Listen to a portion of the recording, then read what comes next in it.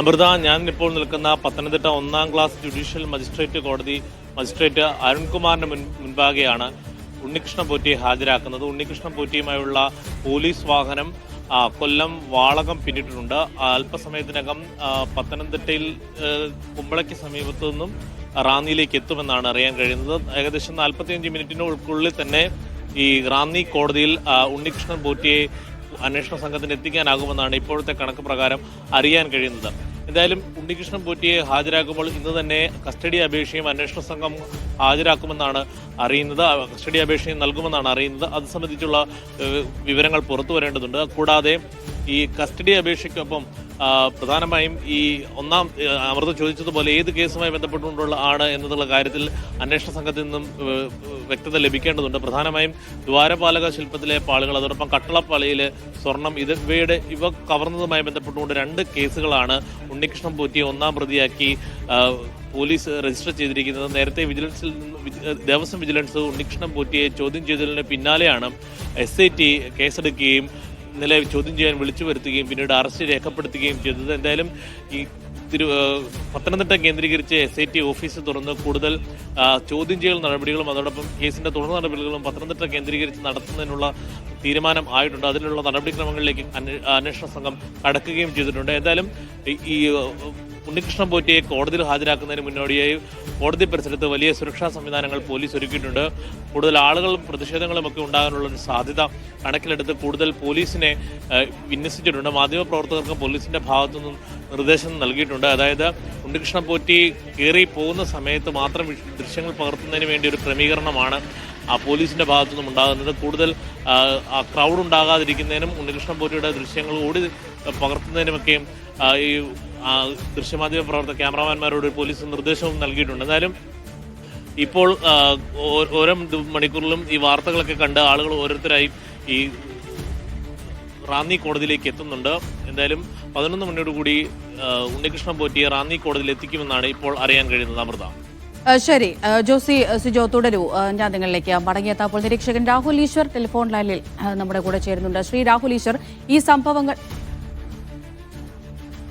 സംഭവങ്ങൾ ഓരോന്നായി പുറത്തു വരുമ്പോഴൊക്കെ നമ്മൾ കൃത്യമായി മനസ്സിലാക്കിയിട്ടുണ്ടായിരുന്നു. നമ്മൾ ഓരോരുത്തരും പറഞ്ഞിട്ടുണ്ടായിരുന്നു കൃത്യമായ മോഷണം, അടിച്ചുമാറ്റൽ തന്നെയാണ് അവിടെ നടന്നിട്ടുള്ളത് എന്നുള്ള കാര്യം. പക്ഷെ അപ്പോഴും പലരും ഇതൊന്നും അംഗീകരിച്ചിട്ടുണ്ടായിരുന്നില്ല. പക്ഷേ ഇപ്പോഴത്തെ ഇന്നലത്തെ ചോദ്യം ചെയ്യലിന് ശേഷം പല നിർണായക വിവരങ്ങളും അന്വേഷണ സംഘത്തിന് ലഭിച്ചിട്ടുണ്ട് എന്നാണ് മനസ്സിലാക്കുന്നത്. അതിൽ തന്നെ ഈ സ്വർണ്ണക്കടത്തിൽ ദേവസ്വം ഉദ്യോഗസ്ഥർ സഹായിച്ചിട്ടുണ്ട് എന്നുള്ള വിവരങ്ങൾ പോറ്റി അന്വേഷണ സംഘവുമായി പങ്കുവച്ചിട്ടുണ്ട് എന്നാണ് മനസ്സിലാക്കുന്നത്. അപ്പോൾ ഉദ്യോഗസ്ഥർ കൂടി വലിയ കുരുക്കിലേക്ക് കടക്കുകയാണ്.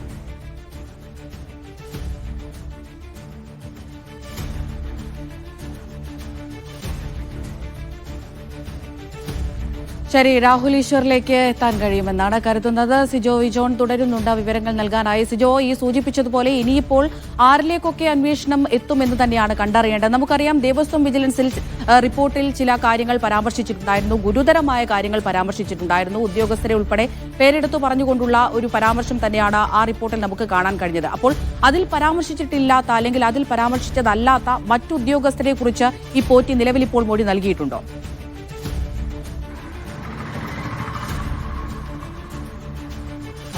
ഏതൊക്കെ ഉദ്യോഗസ്ഥരാണെന്നുള്ളത് സംബന്ധിച്ചൊരു വ്യക്തത വരേണ്ടതുണ്ട് അമൃത. കാരണം നമുക്ക് ഉദ്യോഗസ്ഥരുടെ പങ്ക് ഉണ്ട് എന്നുള്ളത് മൊഴി നൽകിയെന്ന് മാത്രമാണ് നമുക്ക് ഇപ്പോൾ ലഭിക്കുന്ന വിവരം.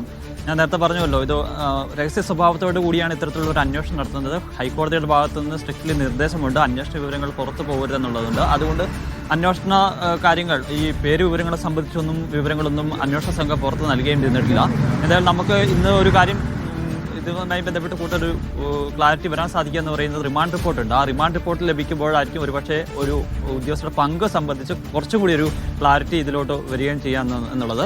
എന്തായാലും പ്രാഥമിക ഘട്ടം എന്ന നിലയിൽ ഇപ്പോൾ 9 പേരെയാണ് ഈ 2 കേസുകളിലായി പ്രതിപട്ടിക ചേർത്തിരിക്കുന്നത്. അതിലുള്ള ഉദ്യോഗസ്ഥരിലേക്ക് ചോദ്യം ചെയ്യലിലേക്ക് വളരെ വേഗത്തിൽ തന്നെ അന്വേഷണ സംഘം കടക്കുമെന്നാണ് അറിയാൻ സാധിക്കുന്നത്. കാരണം കസ്റ്റഡിയിൽ ഇയാളെ വാങ്ങും, അതോടൊപ്പം തന്നെ മറ്റ് ചോദ്യം ചെയ്യൽ നടപടികൾ തുടരുകയും ചെയ്യും. അതിൽ ഏറ്റവും പ്രധാനപ്പെട്ട ആളെന്ന് പറയുന്നത് മുരാരി ബാബുവാണ് അന്ന് അഡ്മിനിസ്ട്രേറ്റീവ് ഓഫീസറായിരുന്ന ആള്.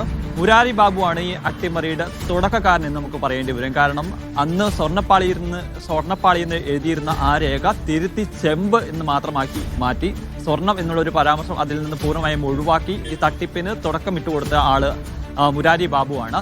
മുരാരി ബാബുവിനെയായിരിക്കും പ്രാഥമിക നിലയിൽ ആദ്യം തന്നെ ചോദ്യം ചെയ്യാൻ പോവുക. അതിനുശേഷം അന്നത്തെ ദേവസ്വം ബോർഡ് സെക്രട്ടറി ആയിരുന്ന ജയശ്രീയിലേക്ക് അന്വേഷണം പോകും. കാരണം ജയശ്രീയാണ് ഇത് ദേവസ്വം ബോർഡിന്റെ ഉദ്യോഗസ്ഥരുടെ സാന്നിധ്യത്തിൽ ഇത് കൊടുത്തുവിടണം, അത് കൊണ്ടുപോകണം എന്നുള്ള കാര്യങ്ങളൊക്കെ എഴുതിയിരുന്ന ഓർഡർ തിരുത്തി ഉണ്ണികൃഷ്ണൻ പോറ്റിയുടെ കയ്യിൽ ഇത് കൊടുത്തുവിടാം എന്ന് പറഞ്ഞ് ഉത്തരവ് തിരുത്തി ഒരു പുതിയ ഓർഡർ ഇറക്കുന്നത്. അങ്ങനെ ജയശ്രീയുടെ പങ്കും ഇക്കാര്യത്തിൽ വ്യക്തമാണ്. അതിനുശേഷം പ്രധാനപ്പെട്ട ഉദ്യോഗസ്ഥൻ എന്ന് പറയുന്ന അന്നത്തെ തിരുവാഭരണ കമ്മീഷണറായിട്ടുണ്ടായിരുന്ന ഉദ്യോഗസ്ഥനാണ് ബൈജു ആണ്. ബൈജുവിന്റെ ചുമതല എന്ന് പറയുന്നത് ഈ സ്വർണ്ണപ്പാളികൾ കൊണ്ടുപോകുന്ന സമയത്ത് അവിടെ ഉണ്ടായിരിക്കേണ്ട ഉദ്യോഗസ്ഥനാണ്. പക്ഷേ ആ ബൈജു ഈ സ്വർണ്ണപ്പാളികൾ കൊണ്ടുപോകുന്ന സമയത്ത് അവിടെ ഉണ്ടായിരുന്നില്ല. ഗുരുതരമായ വീഴ്ചയാണ് അദ്ദേഹത്തിന്റെ ഭാഗത്ത് നിന്ന് ഉണ്ടായിരുന്നു എന്നുള്ള ഈ റിപ്പോർട്ടിൽ ചൂണ്ടിക്കാണിക്കുകയും ചെയ്തിരുന്നു. അവിടെ ബൈജുവിലേക്കും അന്വേഷണ സംഘം വൈകാതെ തന്നെ ചോദ്യം ചെയ്യലിലേക്ക് പോകും. അടുത്ത ഓഫീസർ എന്ന് പറയുന്നത് ഈ തിരുവാഭരണം കൊണ്ടുവരുന്ന സമയത്തൊക്കെ ഈ സ്വർണ്ണപ്പാളികൾ കൊണ്ടുവരുന്ന സമയത്തൊക്കെ തിരുവാഭരണത്തിന്റെ ചുമതല വഹിച്ചിരുന്ന ഉദ്യോഗസ്ഥനായിരുന്ന രാധാകൃഷ്ണനാണ് സ്മാർട്ട് ക്രിയേഷൻസ് എത്തി ഇതിന്റെ പരിശോധനകൾ നടത്തുന്നത്. അന്ന് ഈ സ്വർണ്ണ പൂശിയതിന് ശേഷം ഈ സ്വർണ്ണപ്പാളികൾക്ക് തൂക്കത്തിന്റെ കുറവുണ്ടായിരുന്നു. അത് കൃത്യമായി രേഖപ്പെടുത്താനോ അത് ദേവസ്വം ബോർഡ് ഉദ്യോഗസ്ഥരെ അറിയിക്കാനോ അദ്ദേഹം തയ്യാറായിരുന്നില്ല. അത് ഒരു വലിയ വീഴ്ചയായിട്ടുള്ള ദേവസ്വം വിജിലൻസിന്റെ റിപ്പോർട്ട് ചൂണ്ടിക്കാണിക്കുകയും ചെയ്യുന്നു. അങ്ങനെ ഓരോ ഉദ്യോഗസ്ഥരുടെയും പങ്ക് അക്കമിട്ട് നിർത്തിക്കൊണ്ടുള്ള റിപ്പോർട്ടാണ് ഈ അന്വേഷണ സംഘം അന്ന് സമർപ്പിച്ചിരുന്ന. ആ റിപ്പോർട്ടിനെ കേന്ദ്രീകരിച്ചുകൊണ്ട് തന്നെയാണ് SITയുടെ പ്രത്യേക അന്വേഷണ സംഘത്തിന്റെ അന്വേഷണം പുരോഗമിച്ചുകൊണ്ടിരിക്കുകയും ചെയ്യുന്നത്. അതിൽ കൂടുതൽ തെളിവുകൾ വരുന്നുണ്ട്, കൂടുതൽ ഉദ്യോഗസ്ഥരിലേക്ക് പോകാനുള്ള സാധ്യത നിലനിൽക്കുകയും ചെയ്യുന്നുണ്ട്. ഇനി ഉദ്യോഗസ്ഥരുടെ ഭാഗം കഴിഞ്ഞാൽ അന്നത്തെ ദേവസ്വം ബോർഡ് മെമ്പേഴ്സിലേക്കും അന്നത്തെ ദേവസ്വം ബോർഡ് പ്രസിഡന്റിലേക്കും ഉൾപ്പെടെ ചോദ്യം പോകും. അത് ഈ മൊഴിയെടുപ്പും ഈ ചോദ്യം ചെയ്യൽ നടപടികൾ പൂർത്തിയാക്കിയതിന് ശേഷമായിരിക്കും പോവുക. അതിനപ്പുറത്തേക്ക് എവിടെ വരെ പോകും ഇതിന്റെ അന്വേഷണം എന്നുള്ളതാണ് ഏറ്റവും പ്രധാനപ്പെട്ട കാര്യം. കാരണം ദേവസ്വം വകുപ്പ് മന്ത്രിക്ക് ഉൾപ്പെടെ ഇതിൽ പങ്കുണ്ടെന്നുള്ള ഒരു ആരോപണമാണ് പ്രതിപക്ഷം ഉന്നയിക്കുന്നത്. അങ്ങനെ എന്തെങ്കിലും തെളിവുകൾ ലഭിക്കുകയാണെന്നുണ്ടെങ്കിൽ ചോദ്യം ചെയ്യൽ ഉൾപ്പെടെയുള്ള നടപടികളിലേക്ക് പോകും. അപ്പോഴാണ് ഇതിന്റെ ഇപ്പോഴുണ്ടായിരിക്കുന്നതിനേക്കാൾ ഒരു വിഷയം വലിയ ചർച്ചാ വിഷയമായി വീണ്ടും മാറാനുള്ള സാധ്യത നിലനിൽക്കുന്നത്. ഇനി അങ്ങനെ തെളിവുകളുണ്ടെങ്കിൽ ഒരു സാഹചര്യത്തിൽ മാത്രമാണ് അത്തരത്തിൽ പോകുന്ന ഒരു അവസ്ഥ ഉണ്ടാവുക. അതിന്റെ ഒരു വ്യാപ്തി മനസ്സിലാവണമെന്നുണ്ടെങ്കിൽ തീർച്ചയായും വീണ്ടും ഇയാളെ കസ്റ്റഡിയിലെടുത്ത് ചോദ്യം ചെയ്യേണ്ടതുണ്ട്. ഇപ്പോൾ ലഭിക്കുന്ന പ്രാഥമികമായി ലഭിക്കുന്ന വിവരമാണ്. എന്തായാലും വളരെ മികച്ച രീതിയിലാണ് ഇതിന്റെ അന്വേഷണം പുരോഗമിക്കുന്നത്. കാരണം കഴിഞ്ഞ ഒരാഴ്ചയായി സംസ്ഥാനത്തിനകത്തും പുറത്തും വിവിധയിടങ്ങളിലെത്തി കൃത്യമായ തെളിവുകൾ ശേഖരിച്ചിരുന്നു, രേഖകൾ ശേഖരിച്ചിരുന്നു, ഇതുമായി ബന്ധപ്പെട്ട ഉദ്യോഗസ്ഥരുടെ മൊഴികൾ രേഖപ്പെടുത്തിയിരുന്നു. അതിനുശേഷമാണ് ഈ ചോദ്യം ചെയ്യലിലേക്ക് കടക്കുന്നത്. കൃത്യമായി ഒരു സംശയം എന്താണെന്ന് വെച്ചാൽ നിലവിൽ ഇപ്പോൾ SIT 2 കേസുകൾ രജിസ്റ്റർ ചെയ്തിട്ടുണ്ട്. അതിൽ ഒന്നിൽ മാത്രമാണ് ദേവസ്വം പ്രതിയായിട്ടുള്ളത് എന്ന് നമുക്കറിയാം. ഇപ്പോൾ ഇന്നലത്തെ ചോദ്യം ചെയ്യലിൽ പ്രധാനപ്പെട്ട പല വിവരങ്ങളും പോറ്റിൽ നിന്ന് അന്വേഷണ സംഘത്തിന് അറിയാൻ കഴിഞ്ഞിട്ടുണ്ട് എന്നാണല്ലോ മനസ്സിലാക്കുന്നത്. അങ്ങനെയാണെങ്കിൽ ഈ മറ്റേ കേസിലേക്കും ഈ ദേവസ്വം ഉദ്യോഗസ്ഥരുടെ പങ്ക് വ്യക്തമാകുന്ന സാഹചര്യത്തിലേക്കാണോ എത്തിയിരിക്കുന്നത്? അങ്ങനെയാണെങ്കിൽ ഈ മറ്റേ കേസിലും ഇവരെ പ്രതി ചേർക്കേണ്ട ഘട്ടത്തിലേക്കാണോ കടക്കുന്നത്?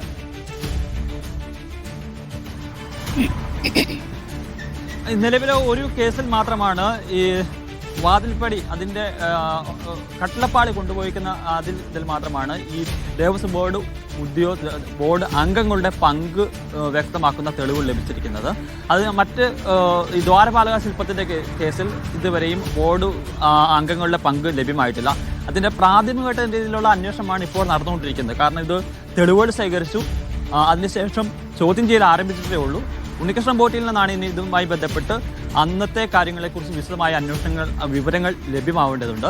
അങ്ങനെ ലഭിക്കുകയാണെന്നുണ്ടെങ്കിൽ ആ കാലഘട്ടത്തിൽ ഇത് കൊണ്ടുപോകുന്ന സമയത്തും ഈ സ്വർണ്ണപ്പാളി കൊണ്ടുപോകുന്ന സമയത്തും തനിക്ക് സഹായം ലഭിച്ചു എന്ന് വിവരങ്ങൾ ലഭിക്കുകയാണെങ്കിൽ മാത്രമാണ് ആ തരത്തിലുള്ള അന്വേഷണത്തിലേക്ക് കടക്കുക. എന്തായാലും നമുക്ക് ഇപ്പോൾ ലഭിക്കുന്ന വിവരം അനുസരിച്ച് അന്ന് സ്വർണ്ണപ്പാളികൾ കൊണ്ടുപോയതിൽ ദേവസ്വം ബോർഡ് അംഗങ്ങൾക്ക് ഇതുവരെയും കൃത്യമായ ഒരു പങ്ക് തെളിയിക്കുന്ന വിവരങ്ങളോ രേഖകളോ മൊഴികളോ ഇതുവരെയും കിട്ടിയിട്ടില്ല.